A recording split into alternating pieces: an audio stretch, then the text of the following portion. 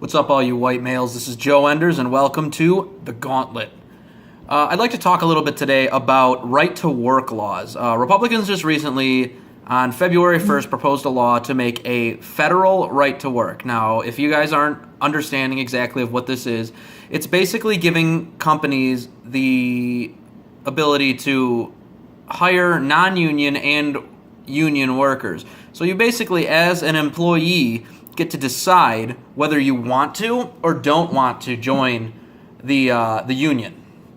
And you know what, that sounds really good. You know, it sounds like freedom. It sounds like you're going to get better opportunities because you're going to get all the benefits that the union workers have without having to pay all those pesky union dues that everybody doesn't like. And you know, it does. It sounds great on the surface. It sounds liberty-minded. But I'm going to this might upset you guys too, but I'm going to kind of detract from that narrative for a little bit.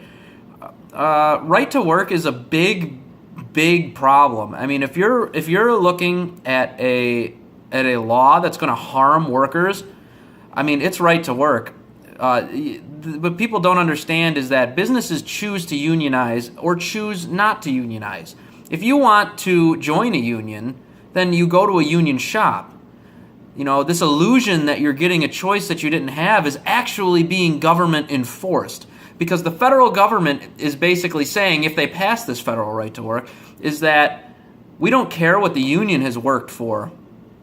We don't care about any of that. We're going to force this union and the company who entered into a legally binding union contract to break that contract and hire non-union workers.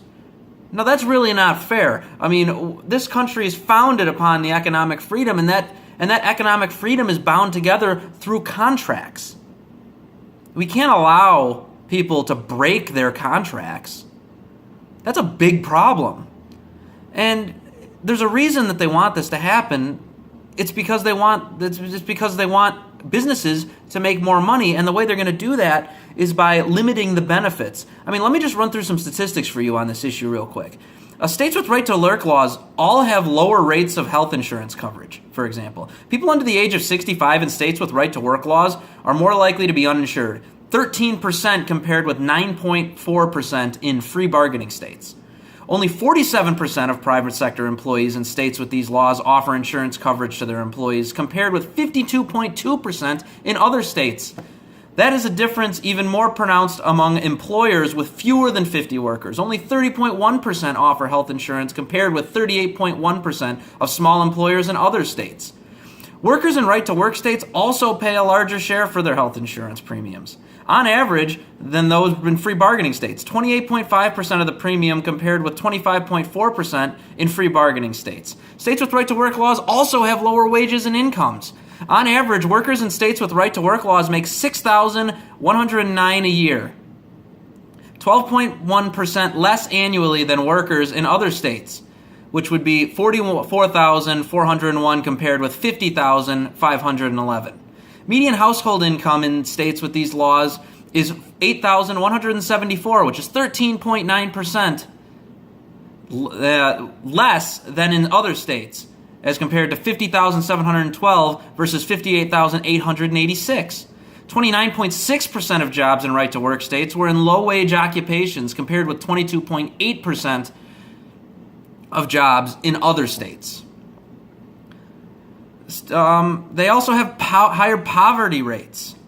Poverty rates are higher in states with right-to-work laws, 15.3% overall and 21.4% for children, compared with poverty rates of 12.8% overall and 18% for children in states without these laws. Now, guys, I mean, given these statistics, you can see that the main thing that happens is it lowers your wages.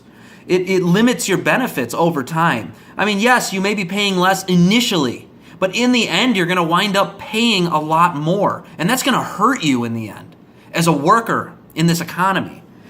And I urge Donald Trump, please, by all means, don't support this right-to-work law. Businesses do not have the right to enter into a legally binding contract and leave it under the enforcement of federal law. That is not acceptable. We cannot allow this to happen. This is a crime against freedom, if anything. We as workers have the freedom of association. We can choose to join a union or not join a union. However, it's not at the same shop. If a shop decides to be union, they can be union. The choice is, if you go to a non-union, or if you go to a union shop, you can't say, I want to be non-union, because they've already entered an agreement saying that we are union. I mean, think about this. If you want a job that's non-union and you don't want to pay dues, I would expect you to go to a non-union shop. I mean, the choice is where you work. You can work for a union or you can not work for a union. That's the initial choice. Right to work doesn't provide us any choices. All it does is lower our wages, increase poverty, and encourage businesses to go to those states and pay those lower wages. So then, all those manufacturing jobs with good pay and good benefits, they're all gone.